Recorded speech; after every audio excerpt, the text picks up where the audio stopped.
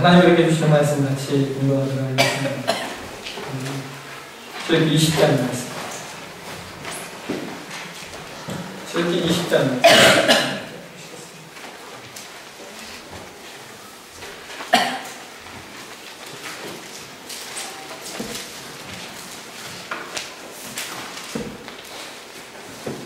출애굽기 20장 1절에서 17절까지 말씀이죠. 좀 기니까 제가 한 절 읽고 여러분들이 한 절 읽고 같이 교독하도록 하겠습니다. 제가 먼저 1절 선동하도록 하겠습니다. 하나님이 이 모든 말씀으로 말씀하여 이르시되 나는 나를 여호와가 내 하나님 여호와라. 너는 나 외에는 다른 신들을 내게 두지 말라. 너를 위하여 신을 선택하지 말고 또 위로 올리는 것이나 아래로 가는 것이나 땅에 있으리 것을 얻어보는 것을 말하며 그들에게 전하지 말며 그것들을 섬기지 말라.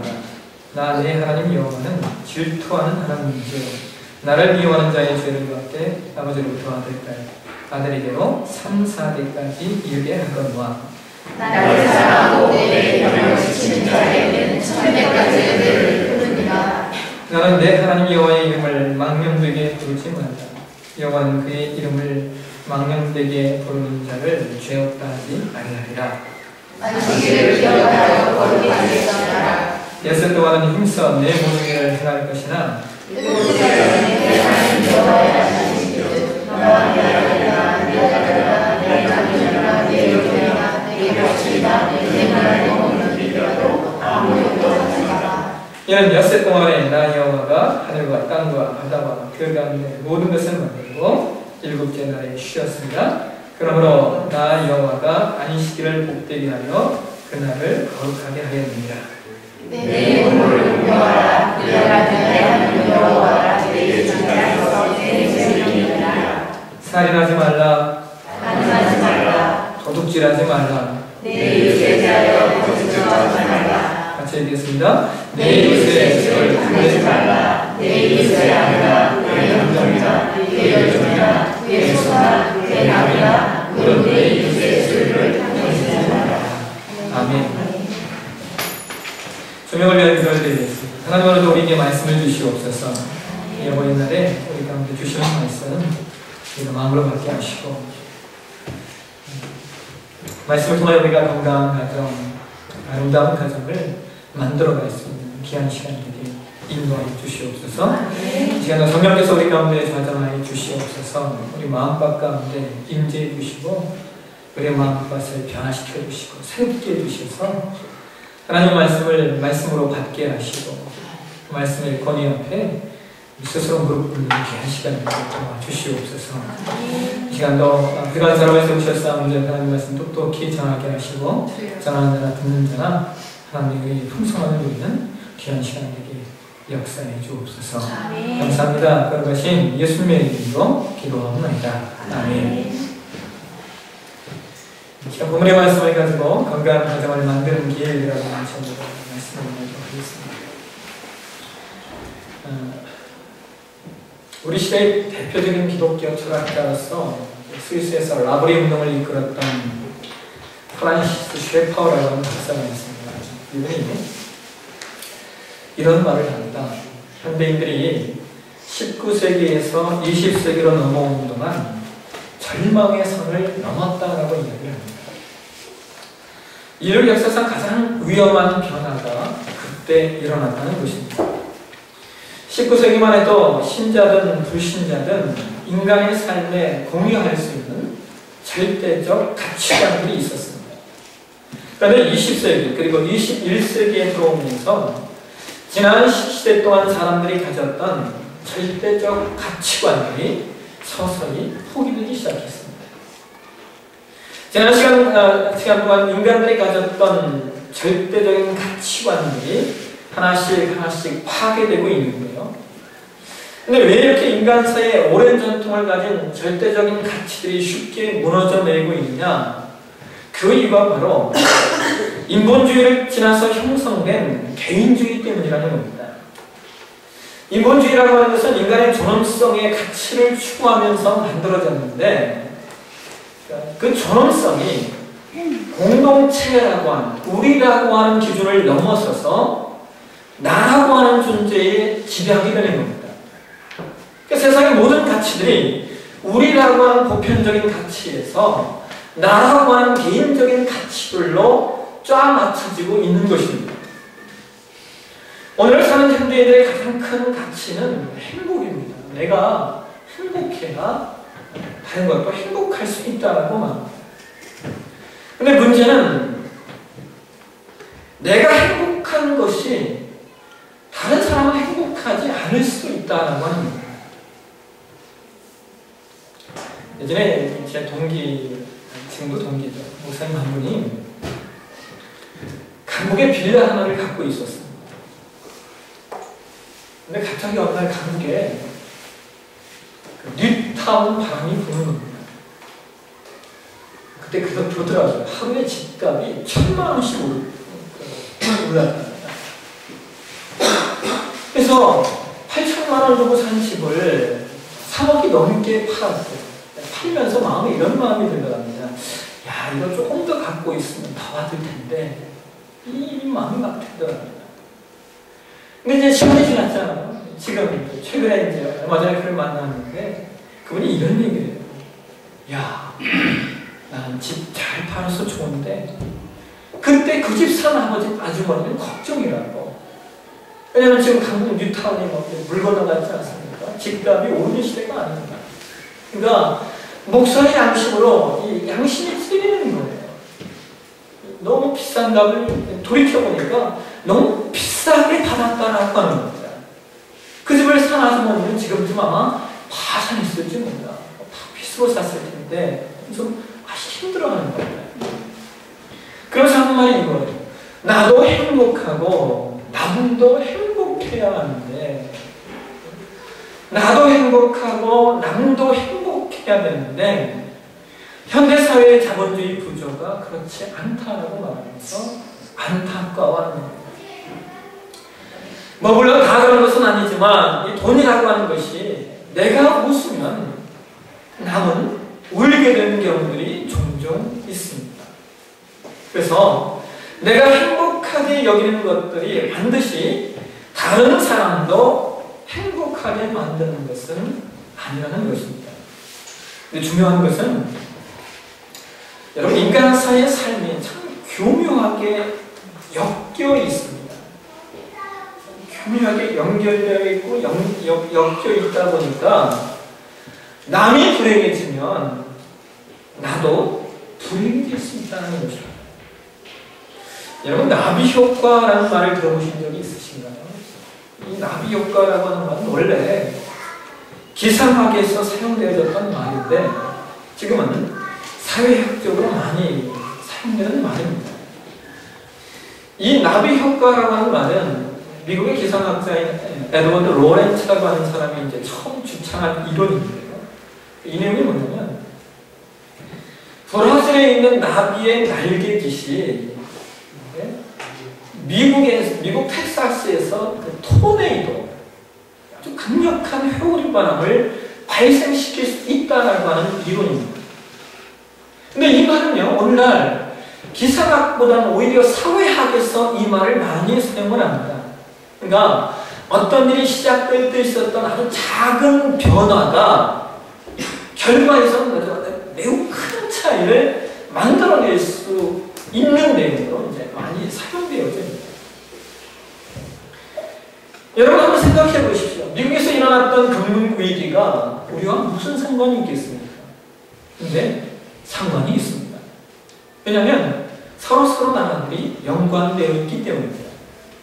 특별히 우리나라는 무역으로 사는 나라입니다. 그러니까 다른 나라의 경제가 좋지 않으면은 사람들이 우리나라가 수출하는 물건을 사주지 않는 겁니다. 그러니까 우리나라의 경제가 직격탄을 받습니다. 그러니까 오늘날 사회가 경제적으로도 다른 사람의 불행이 나에게도 불행을 가져올 수 있다는 겁니다. 최근에 한 통계를 보니까요, 사람이 100명이 죽으면요, 그러니까 교통사고로 사람이 잘못으로 죽는 사람은 7사람밖에 되지 않는 거예요. 나머지 93명은 내 잘못으로 죽는 것이 아니라 남의 잘못으로 죽는다라고 하는 거예요. 그러니까 나 혼자 잘 살고 나 혼자 잘해서 내가 행복할 수 있는 게 아닙니다. 남이 잘못하면 나에게도 불행이 찾아올 수 있다고 하는 것이죠. 근데 여러분, 동시에 이 말은 우리가 다르게 해석하면 다른 사람이 행복하면 나도 행복할 수 있다는 말로 해석을 할 수가 있습니다.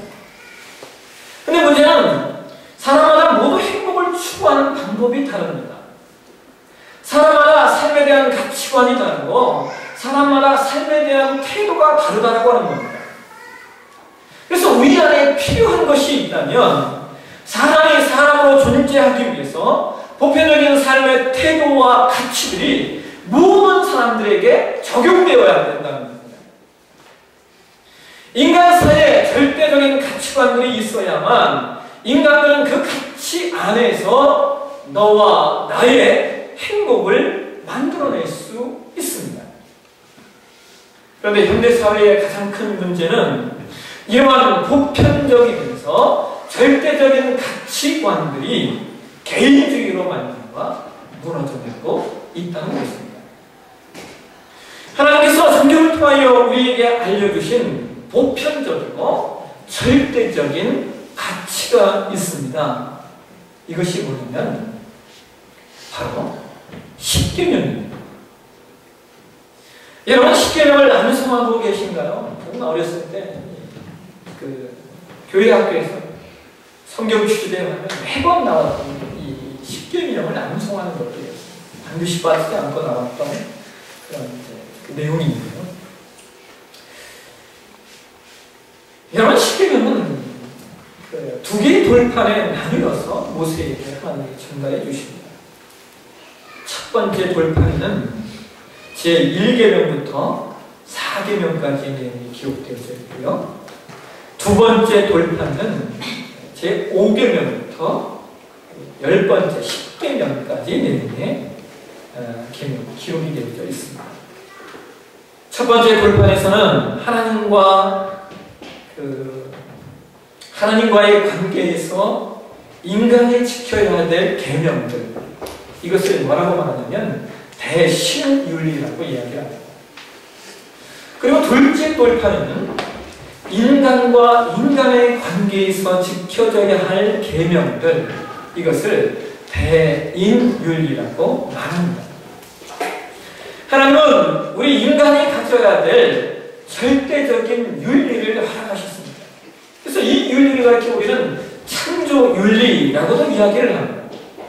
하나님께서 우주 만물을 창조하시고 인간이 인간답게 너와 나로 존재하는 그 절대적인 가치로 십계명을 주셨다는 것입니다. 근데 여러분, 이 십계명이 여러분 오늘 본문에서 읽으셨지만 특별히 대단한 내용이 아닙니다. 특별히 제5계명부터 인간과 인간 사이에 대인윤리에 관한 말씀이 대단한 말씀이 아닙니다. 보편적이고 일반적인 내용들입니다. 여러분, 십계명 중 5계명 이하를 보시면요, 내 부모를 공경하라, 살인하지 말라, 간음하지 말라, 도둑질하지 말라, 내 이웃에 대하여 거짓 증거, 위증하지 말라, 내 이웃의 집을 탐내지 말라. 여러분 나가셔서 예수 안 믿는 사람들에게 이 5가지를 한번 얘기해 보십시오. 예수 안 믿는 사람들도 맞는 말입니다, 옳은 말입니다 하고 이야기를 합니다. 모두 다 동의하는 내용이다라고 하는 것이죠. 인간 사이 보편적이면서 가장 중요한 진리라고 하는 것입니다. 여러분, 십계명의 대인윤리의 기본적인 골격은 너와 나입니다. 내가 행복해야 남이 행복할 수 있고, 남이 행복해야 내가 행복할 수 있다는 겁니다.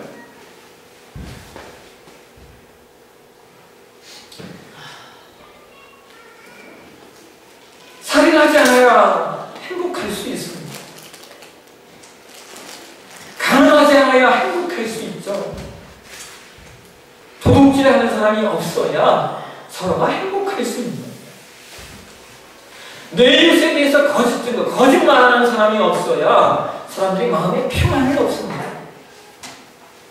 이웃의 소유를 탐내는 사람들이 없어야 사람은 서로가 서로 간에 믿고 살 수 있습니다.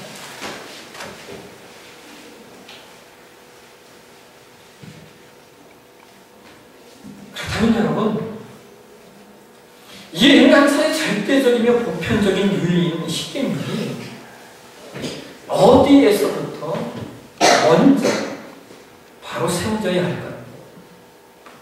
성경은 이 십계명이 바로 세워져야 할 곳이 바로 가정이라고 말씀하고 있습니다. 여러분, 십계명에 관한 말씀이 오늘 봉독한 출애굽기 20장과 그리고 신명기 5장에도 기록이 되어져 있는데요.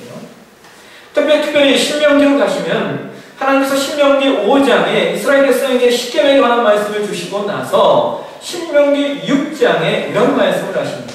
함께 보실까요? 신명기 6장 1절에서 3절 말씀을 같이 한번 읽도록 하겠습니다. 이는 곧 너희의 하나님 여호와께서 너희에게 가르치라고 명하신 명령과 규례와 벽도라. 너희가 건너가서 차지할 땅에서 행할 것이니 곧 너와 내 아들과 내 손자들이 평생에 내 하나님 여호와를 경외하며 내가 너희에게 명한 모든 규례와 명령을 지키게 하기 위한 것이며 또 내 나라를 견고하게 하기 위한 것이라. 이스라엘아, 듣고 삼가 그것을 행하라. 그리하면 내가 복을 받고 내 조상들의 하나님 여호와께서 내게 허락하신 같이 적과 꿀이 흐르는 땅에서 내가 크게 번성하리라. 하나님께서 신명기 5장에 이스라엘 백성에게 십계명을 주신 다음에 말씀하시는 겁니다. 내가 너에게 십계명을 준 이유는 내 아들과 내 자손들이 평생에 하나님을 경외하며 명하신 규례와 명령을 지키게 하시기 위함이라고 성경은 말합니다. 그러니까 하나님께서 십계명을 주신 이유는 인간사의 보편적인 도덕과 윤리를 넘어서서 하나님이 세우신 가정을 지키시고 보호하시기 위해서 주신 말씀이고, 더 나아가 이 계명은 그 계명을 지키는 자들에게 가족의 행복과 장수와 축복을 주시기 위하여 하나님이 주신 것이 십계명이다라고 성경은 말하고 있는 것입니다. 사랑하시는 여러분, 오늘 저와 여러분은 특별히 어버이 주일로 지키고 있습니다.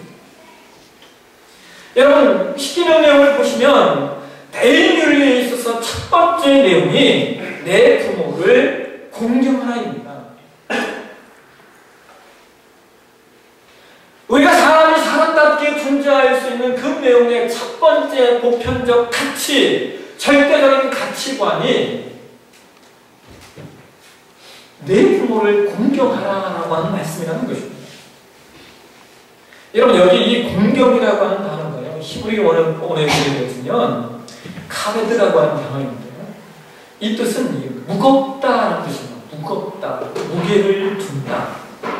그러니까 부모의 가치는 인간적인 윤리의 수준을 넘어서는 무게가 있다라는 겁니다. 우리나라도 이제 고령화 사회가 되어 있습니다. 여러분, 그 인구 대비 만 65세 이상이 20%가 넘으면 초고령 사회라고 말하는데요.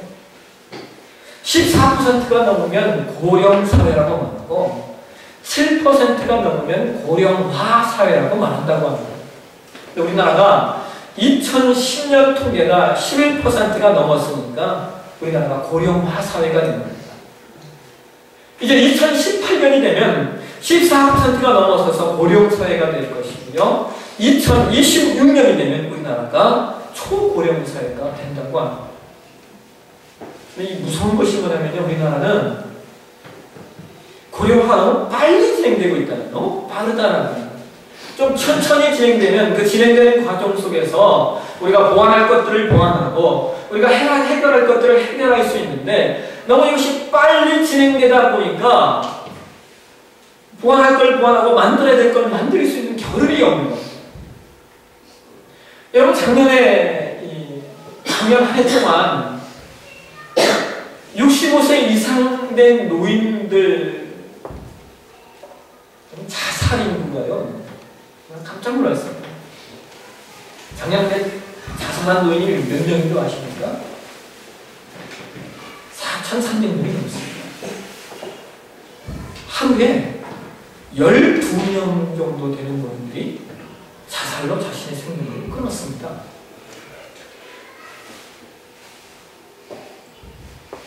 한국보건사회연구원이 전국의 6대 큰 도시에 12개 노인종합복지관을 이용하는 노인들을 대상으로 조사를 해봤대요.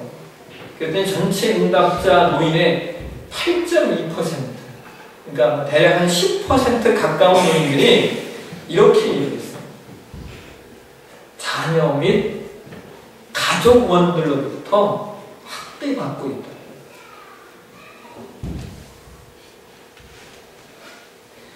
요즘에 우리 사회에 유행하는 말 가운데 하나가 현대판 고려잠이라고 하는 말들이 많이 나옵니다. 여러분 고려잠이라고 하는 내용을 기억하십니까? 물론 역사가들은 이 고려잠이 원래 우리 문화에 없었답니다. 일본이 우리를 지배하기 위한 통치의 어떤 수단, 특별히 우리나라는 무덤을 만들 때 무덤 안에 보물을 이렇게 규정한 것들을 이렇게 집어넣는 문화가 있었지 않습니까? 그것을 캐내기 위한 수단으로, 정당화시키는 수단으로 이제 만들어낸 말이 고려장이라고 이야기를 합니다. 근데 여러분, 이 현대판 고려장이 뭐냐면, 부모님을 요양시설에 보내는 것. 요양시설에 보내는 것까지는 좋습니다. 오히려, 지금 요양시설이 잘 돼 있다 보니까, 부모님을 요양시설에서 생활할 수 있도록 하는 것까지는 좋은데, 모셔놓고, 그 다음 또 돈을 안 붙이는 거예요.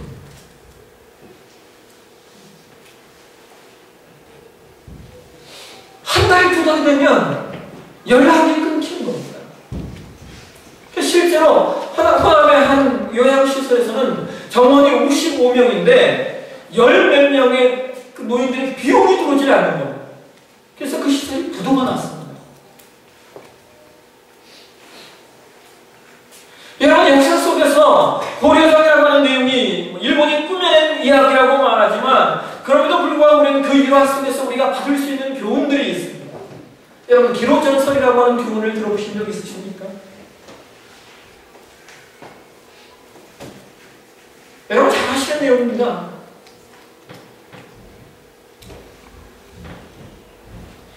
된 늙은 아버지를 통속대로 아들이 지게에 업고 상중에 올라가서 내려놓고 내려오려고 하는데 함께 갔던 손자, 그러니까 그 아버지를 버리는 아들의 아들이 메고 왔던 지게를 다시 메고 내려가는 거예요. 그러니까 아버지가 막, 야, 그거 놓고 가도 된다. 그러니까 아들이 이렇게 얘기해요. 아니요, 아버지. 나중에 저도 아버지 업고 가서 버리려면 이 지게가 필요하잖아요. 그 지게를 갖고 가야 됩니다. 아버지가 아들의 그 얘기를 듣고 놀라서 다시 그 부모를 업고 내려와서 직업정승으로 봉양했다. 그리고 그 이후 이런 풍속이 없어졌다. 이것이 이제 기로전설이라고 하는 설화입니다. 여러분, 꾸미는 이야기인지 모르지만 얼마나 우리에게 교훈을 주는 내용입니까? 내가 내 부모에게 한 대로 내 자식에게 받게 된다는 말입니다. 여러분, 신약성경에 대표적으로 가정에 관한 말씀이 기록되는 것이 에베소서입니다.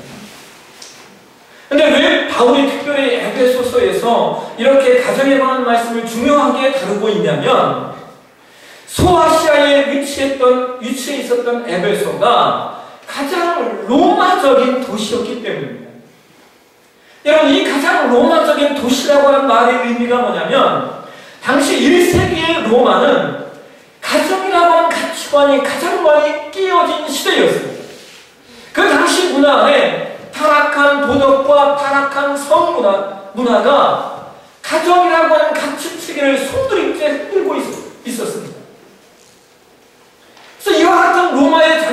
된 모습을 가지고 있던 에베소 지역에게 바울은 편지를 보내면서 어떻게 가정을 세워갈 것인가에 대해서 중요하게 강조하고 있습니다. 그래서 에베소 5장을 보시면 아내와 남편의 관계에 대해서 말씀하고 있고 6장에서는 자녀와 부모와의 관계를 설명하고 있습니다. 보실까요? 에베소 6장 말씀 1절에서 4절 말씀 같이 한번 공동하도록 하겠습니다. 시작. 자녀들아 주 안에서 너희 부모에게 순종하라. 이것이 옳으니라. 내 아버지와 어머니를 공경하라. 이것이 약속이 있는 첫 계명이니 이로써 내가 살고 땅에서 장수하리라.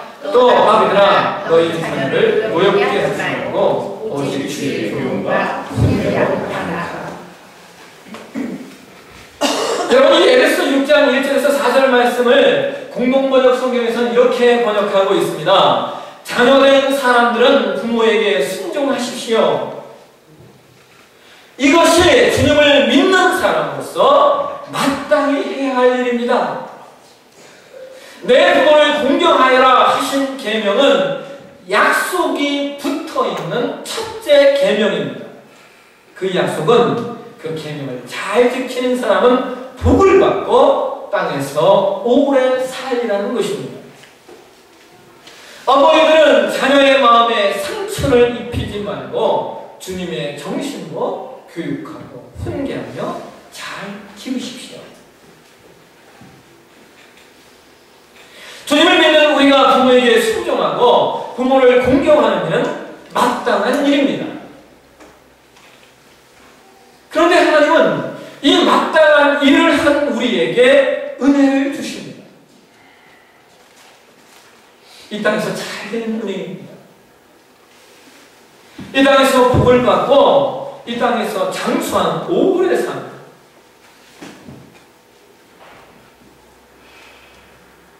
또한 동시에 성경은 부모가 자녀에게 해야 할 일에 관해서 이어서 말씀하고 있습니다. 어버이는 자녀의 마음에 상처를 입히지 말고 주님의 정신으로 주님의 마음으로 교훈하며 훈계하며 잘 길러야 된다는 겁니다. 여러분 그리고 이 말씀은 어떻게 우리가 건강한 가정을 세워갈 것인가에 대한 말씀입니다. 여러분 부모의 역할이 있고 자녀의 역할이 있습니다. 근데 중요한 건 여러분 우리 모두는 저와 여러분 모두는 누군가에게는 부모이고 누군가에게는 자녀라는 것입니다. 여러분 이것을 이해하시겠습니까?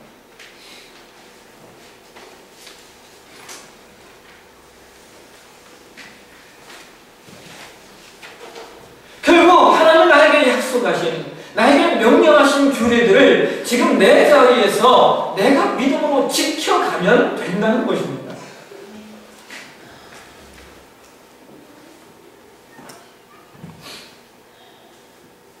부모는 부모의 역할을 하면 되는 것이고요. 자녀는 자녀로서의 역할을 충실히 가면 그 가정이 건강한 가정이 될 수 있습니다. 혼다 갱이라고 하는 사람이 쓴 책 가운데 부자가 되려면 부자에게 점심을 사라라고 하는 책이 있습니다. 이 사람이 일본에서 연간 그 세금을 1,000만 원, 그러니까 한국 돈으로 한 100억 이상의 세금을 납부하는 사람 12,000명을 대상으로 선물지를 보냈고요. 그 중에 1,000명을 직접 인터뷰해서 부자의 의식 세계를 연구해서 발표를 했습니다. 그는 이 연구의 객관성을 확보하기 위해서 이들과 비교가 되는, 그러니까 세금을 그냥 일반적으로 납부하는 사람들 2,000명을 대상으로 인터뷰해서 부자의 삶과 그렇지 않은 사람들과의 삶이 내용이 어떻게 다른가를 이렇게 연구한 것입니다. 여러분 여러 가지 다른 점들이 있었는데요. 근데 참 흥미로운 사실이 뭐냐면 한국에서 일반적인 그 부자에 대한 인식과는 다르게 그를 대부분이 가치 있게 여겼던 내용이 뭐냐면 바로 가정생활 생활이라고 하는 겁니다. 심지어 그들 중 37%는 인생에서 가장 중요한 가치를 지닌 것이 가정이라고 답을 했어요. 놀라운 것은 그들 가운데 이혼한 사람은 2%도 안 되더라는 거예요. 그래서 그 책의 저자가 그런 말을 합니다. 이와 같은 통계는 일본 외 다른 선진국에서도 같은 양상을 보이더라는 것입니다. 그래서 건강한 가정생활, 부부생활, 그리고 부모-자식 간의 관계는 인생의 성공에 기치며 행복의 가장 중요한 열쇠라고 역설을 합니다. 물론 여러분, 부의 소리가 인생의 성공을 의미하지는 않습니다. 그러나 그가 그의 책에서 우리 가운데 말하고 싶은 것은 건강한 가정을 꾸려갑니다. 부를 소유했기 때문에 가정이 행복한 것이 아니라 가정이 행복했기 때문에 부를 소유할 수 있었다는 말입니다. 사랑하시는 여러분, 오늘 저와 여러분의 가정생활은 어떠신지요? 저와 여러분이 부모 앞에 어떤 자녀이고 자식 앞에 어떤 부모이신지요? 우리는 하나님의 사람으로 건강한 가정을 세우라고 부르심을 받은 사람들입니다. 하나님의 말씀, 특별히 십계명이 저와 여러분의 삶의 가장 중요한 절대적 가치관이 되시고 부모로서 자녀로서 그 역할을 성실히 수행하심으로 말미암아 하나님의 약속하신 교훈의 축복들을 누려가는 저와 여러분 되시길 주의 이름으로 축원합니다. 기도하겠습니다.